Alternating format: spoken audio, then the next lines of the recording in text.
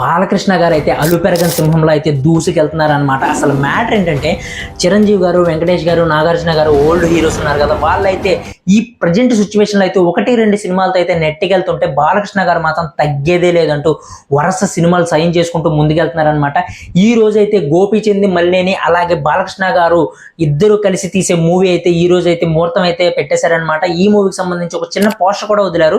ఆ పోస్టర్ చూస్తుంటే నిజంగా గూస్ బంప్స్ వస్తున్నాయి అనమాట. ఎందుకంటే అందులో బాలకృష్ణ గారు అయితే కత్తులు పట్టుకొని బాడీ బిల్డర్ లో ఉన్నారనమాట. నిజంగా అసలు బీభత్సమైన లుక్ అయితే ఉందన్నమాట. ఈ మూవీ అయితే హిస్టారికల్ బ్యాక్ డ్రాప్ లో అయితే తెరకెక్కబోతుంది.